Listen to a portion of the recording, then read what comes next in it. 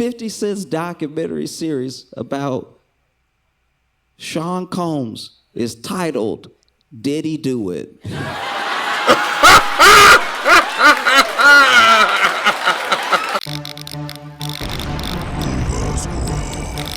What's going on, the Nova Squad? Welcome back to the channel. So we are back with another Josh Johnson video. This is going to be a part 2 of the Diddy special he's actually made. So without further ado, let's get right into it.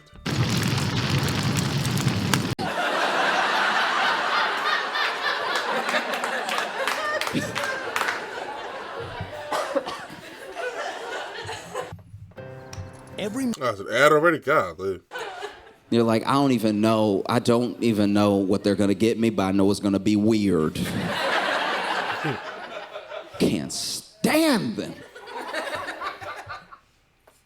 And then one day you're at work and you're at your wit's end, you know, because you hate them so much that you've actually been watching them. Watching them, waiting for them to do something fireable. You know? You even buddy up to HR just so that whenever you bring your case to HR, they'll be like, hey, yeah, buddy, I got you. I've been worried about him too, you know? Going to work, you can't stand this dude. You hate him so much. Sometimes you just look at the back of his head and you don't even know it's you doing it, but all of a sudden you standing behind him and your fist is right there. I understand the feeling, You hate this dude, and then one day you're at work, regular day. You at work, he's at work, and out of nowhere, you couldn't have imagined it. Truly out of nowhere. Homeland Security comes.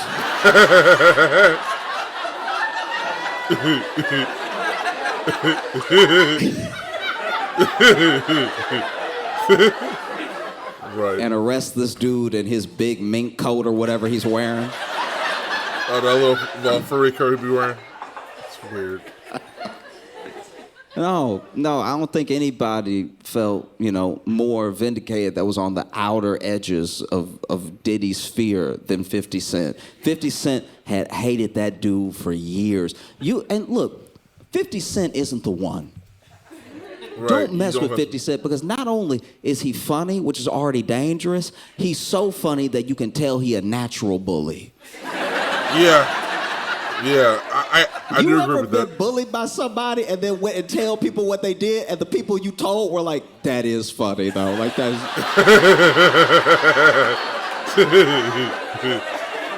I know it's wrong, but that was pretty good. Like... Because we're not talking even about bullying in the terms of violence. I'm talking about bullying in, like, waiting for you to get real excited about something and then tricking you right in. Okay. 50 Cent... early in his career, he couldn't stand a dude named Ja Rule. If you don't know who Ja Rule is, then 50 Cent did his job. Yeah, but then I guess, I don't know who he is, honestly. 50 Cent hated Ja Rule and hated him in a way that I was like, something deeper is going on here. Because you don't just hate a coworker this bad off of nothing. But he couldn't stand him. He felt like he was fake. There was even a series on BET called Beef.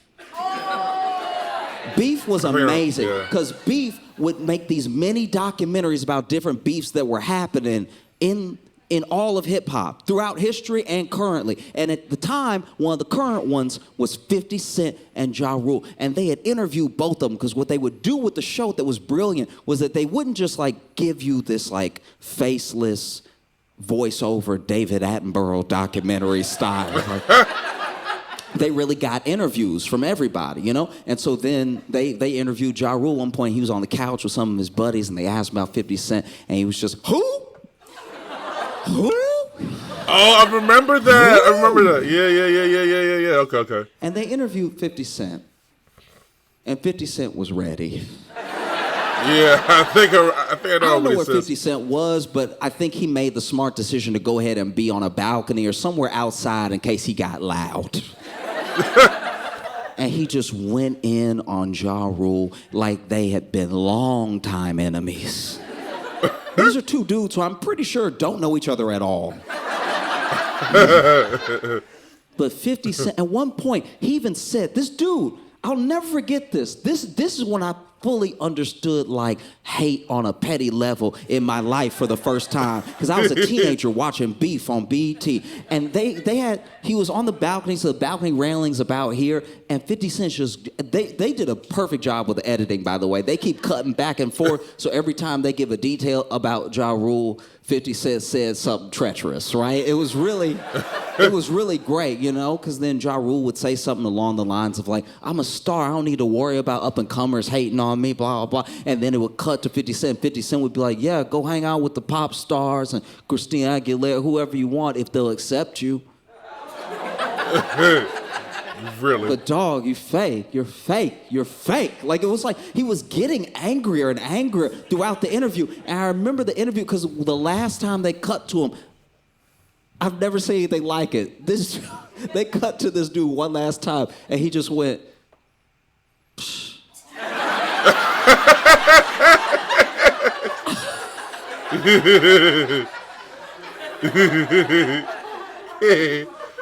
Made it seem like he had lost him. Hated Ja Rule. And then Ja Rule got into it with Eminem. Oh. And Eminem and Dr. Dre had, signed 50 Cent, and they were a huge part of his career, especially on the come up, and they collaborated a bunch, and they, were touring together. They would have toured together more if Eminem hadn't decided to stay home and be with family and stuff like that. They tight, right? Making incredible music together, classics. And Ja Rule went at 50 Cent, went at Eminem, because he didn't have a crystal ball. He couldn't see the future.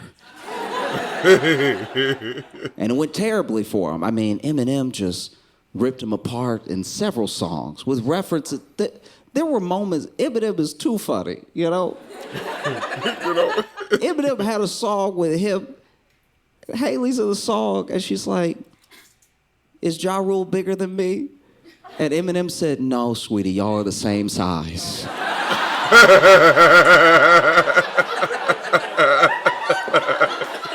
That's so messed up, bro. Petty, but yeah, it was messed up. And Eminem, for his part, was very much above board. I don't really have a problem with you. I was even almost about to squash it. And then you mentioned my daughter's name. My daughter's a kid, man. And so he just went at him, right? And destroyed him thoroughly. But 50 Cent was on a different level. 50 Cent was like, I don't think that this will ever be over. I don't care what you say. I don't care what you do. I don't care if you apologize to me.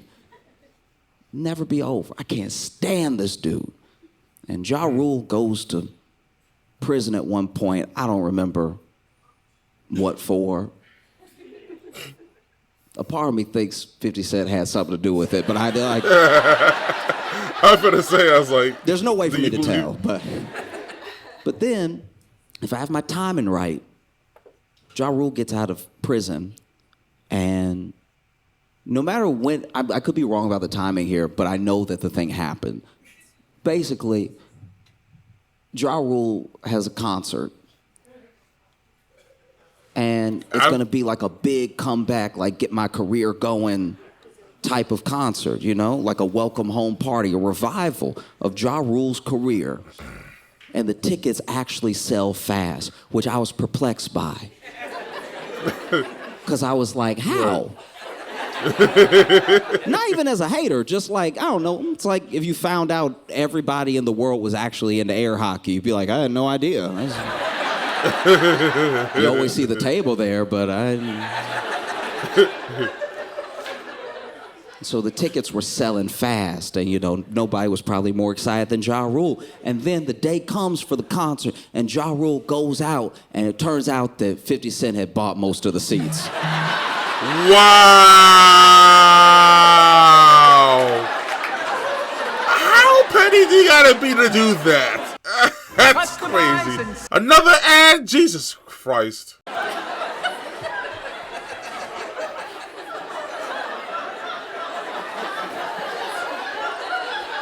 that's another level of petty, man. I do my real. best to put myself in other people's shoes. And I tried to imagine what it would be like if I came out here and y'all weren't here. That would be embarrassing. I mean, you still get paid, but still, If it was just terrible. 3 of y'all in the back that I had to yell to.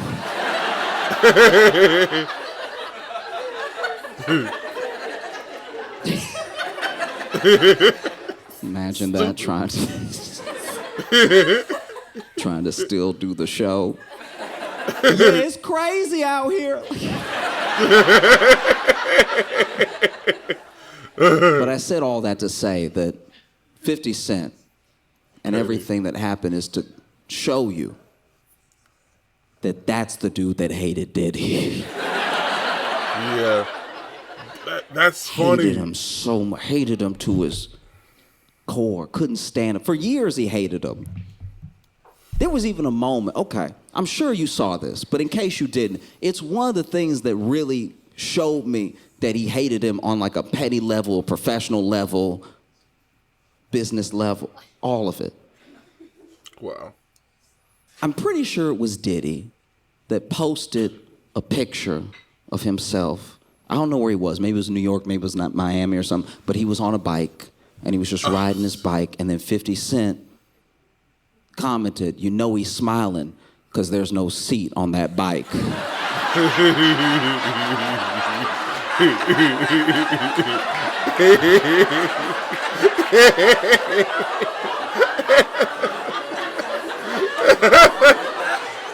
Like,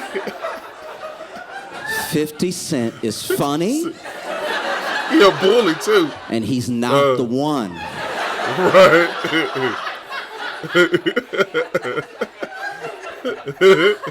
If 50 Cent came at me, I'd be like, What? should I just shoot myself in the leg, or what? Like, I don't want thought, any problems. I'm very sorry for whatever I did. Please don't do this. Because I don't know when it really started, but you take it back, all the way back to the early part of 50 Cent's career, and he's popping, he's killing it, right? Get Rich or Die Trying is an all-time hip-hop classic. Curtis, all-time hip-hop classic. This man is pumping out amazing music. He's having incredible tours and everything. And at one point, he goes, this is years later from the time I'm talking about, but we're going to get back there. He goes on the Breakfast Club, and he talks to them. Yeah, I remember that part. About, things he's promoting, and he's just chilling and everything. And Diddy comes up, and he tells this story of being at a wedding. I don't remember whose wedding, but Wedding? he was at this wedding, and just hanging out and everything. And Diddy's there, and Diddy's chatting him up, being like, "Man, I like you. You real cool dude and everything. Like, yeah, we should hang out. Let me take you shopping sometime." Oh, yeah, okay. And then 50 Cent said, "What?"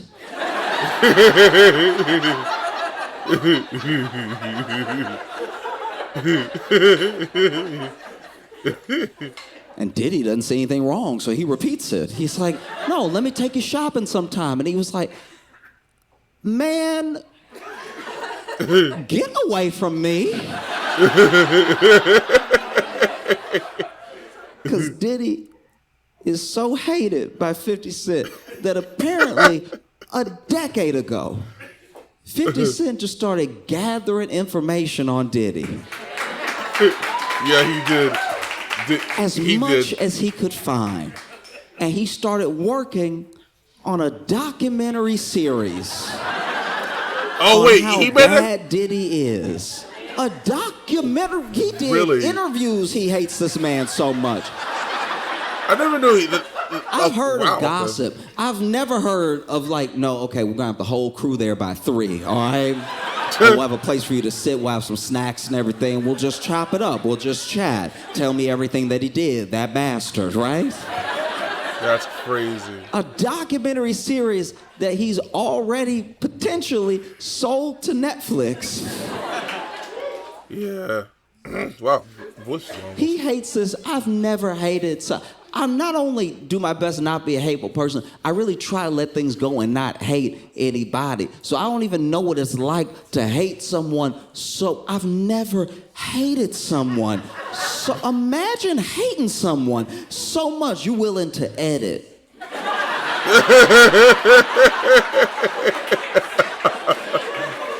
Right. You're willing to sit at the computer and be like, no, that's not. Let's see if we can make this B-roll work. It's a level this of dude just hates like... him so much that there's actually things on the cutting room floor that didn't make it in. Really? Imagine you hate somebody so much you don't even have time for how much you hate them in the thing you made about hating them. Wow. And the craziest thing about it is that apparently, I don't know if this is true, but this is what I've been hearing. I looked it up from several outlets, and 50 Cent's documentary series about Sean Combs is titled, Diddy Do It?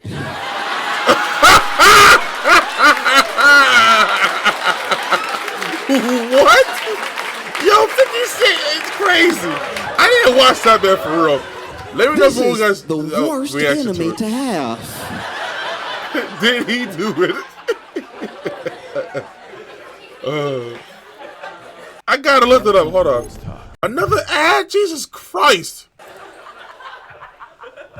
You know, you read even some of the stuff that Diddy's accused of, and now some of the text messages have leaked of what people were saying to him and what he was saying to other people at different stages, leading from Cassie coming out about him to present. And yeah, this dude is the...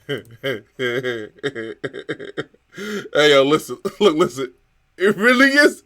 Did he do it? Stupid. the devil, you know? But it's also... That's funny. You're going to need to be patient with me because I'm going to try to say it right, and I'm probably going to fail, but just hear me out.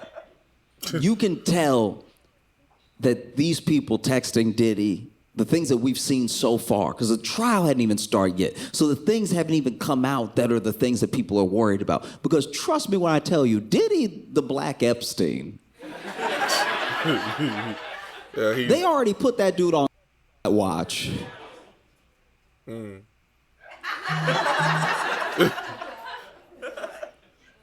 But you can tell that he was a terror to so many people for so long, you know? And it's indicative of how we don't believe and protect each other.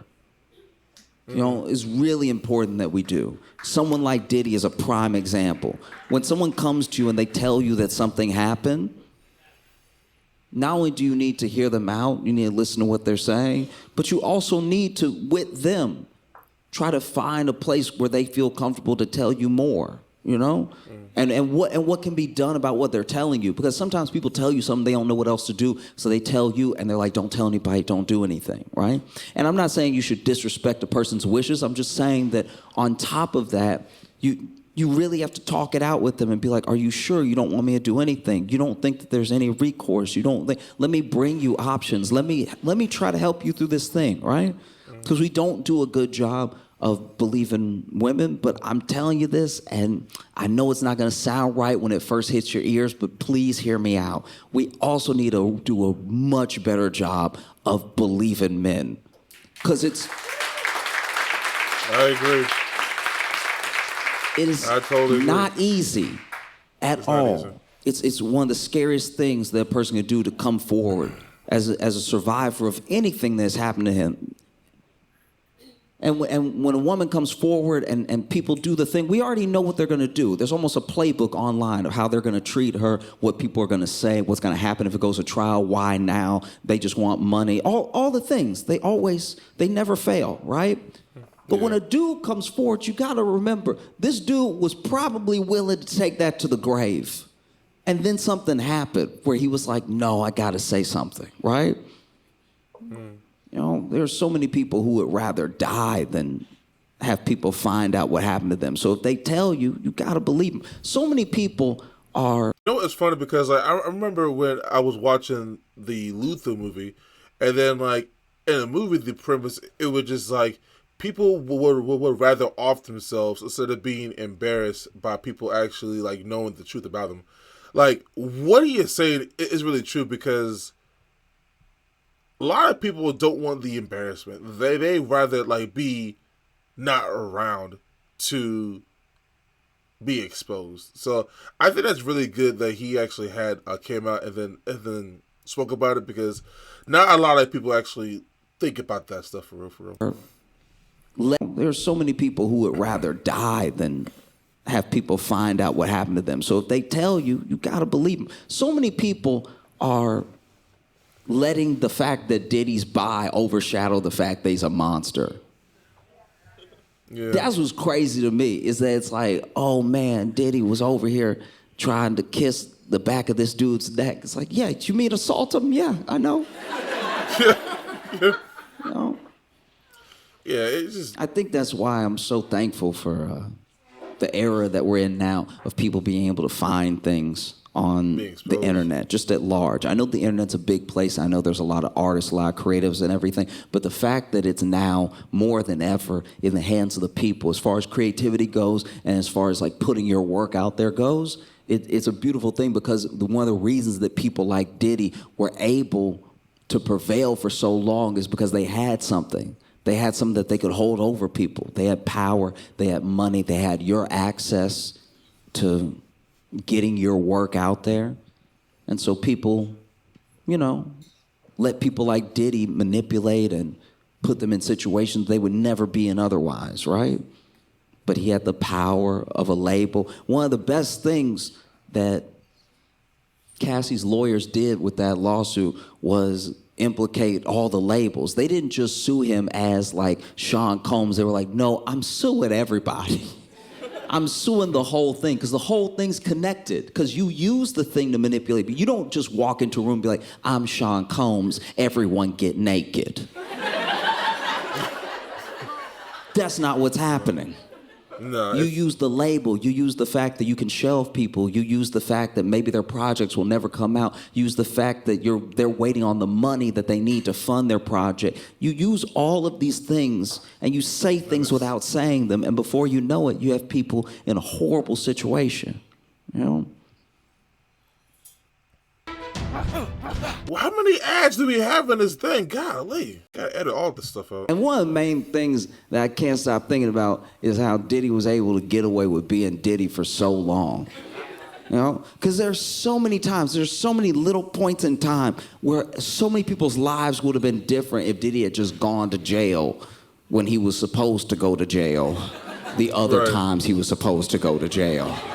Right. Like if you think back, way back, Diddy used to date J-Lo.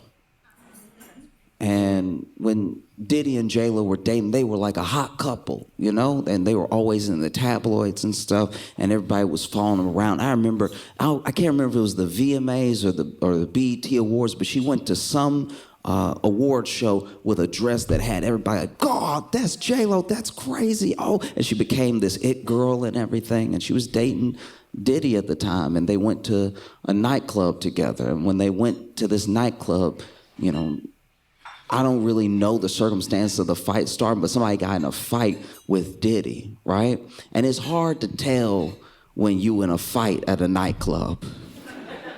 Right. I've been to nightclubs before. I know it don't seem like it, but I've been to nightclubs I know it don't seem like before, and I've almost had some altercations at nightclubs. Not even because I meant to. I was just in there, just walking, having a good time, and then maybe somebody's yelling at you. Maybe they're trying to get your attention. Maybe they're trying to fight you. It's hard to tell all that stuff from regular dancing at a nightclub.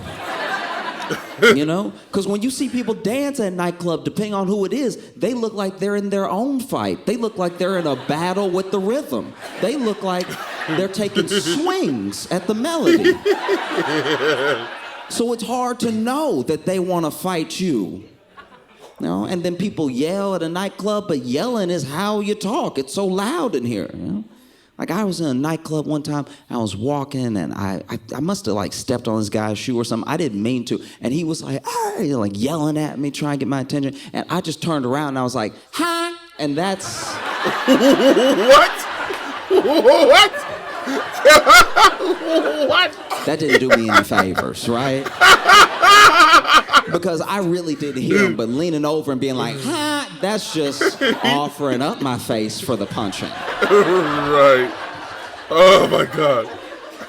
And so Diddy got into some altercation with some dude, and no one knows everything that was said, but it was a lot of back and forth, a lot of like, well, I make money too and everything. And then apparently he grabbed some money and he threw it in Diddy's face, right? But this is the way I'd like to imagine it, because apparently it flew up in the air, and I think the only way that could happen is if he had the money, you know, balled up in that roll of money, right? And that roll of money that you just keep together with a thin rubber band, right? So that way when it hits something, the whole thing explodes. And he's like, I make money too, and he threw it and it hit Diddy on the head and just pow. Yeah, that'd be funny. Then it started to rain, right? And so then, you know, gets in this altercation, and then Diddy allegedly pulls a gun out, right? Starts firing off at this dude, okay? And whole like gunfight ensued and everything. And that was one of the wildest nights because, you know, Diddy and J-Lo were not quite like, I wouldn't say like clean cut because they were still like party and hip hop, everything, but they were this it couple. And now this horrible thing had happened and they were at the center of it, right? And there was even a whole trial, and at the trial, J-Lo testified that she only saw Shine pull out a gun. Now, Shine, if you don't remember, was a rapper who was popping at the time. And he went to jail by himself for 10 years. Diddy didn't go to jail. And there was even a woman named Natanya Rubin. And Natanya Rubin has said many times, she never stopped saying it, that she saw Diddy pull his gun. And she knows that Diddy pulled his gun because Diddy shot her in the face. And she survived and everything, but she didn't get any media attention or anything. And then, you know, publications just ran with the fact that J-Lo said Shine did it, and that was enough. Shine was guilty. He was off. He was off to jail. But even... Man, you see, like, that's a whole, like, propaganda of, like, trying to, like, keep all of these, the media machine in line instead of not even like mentioning about the other folks who were actually accused or hurt, man, for real. Like, that is unfortunate, man, for real. I said I was going to finish up the rest of this video, but I've actually am running out of time. I need to edit this video and then also head on to sleep, whatever. But yeah, but so far I really am enjoying this this a special thing for real. Hopefully tomorrow, so I would definitely finish this though. So if you guys really enjoyed this reaction today, make sure you hit that like button, subscribe, and share. Let me know in the comment section down below what you to react to next. Thank you so much for watching, and as always, my name is Russell, and I'll see you guys next episode. Peace.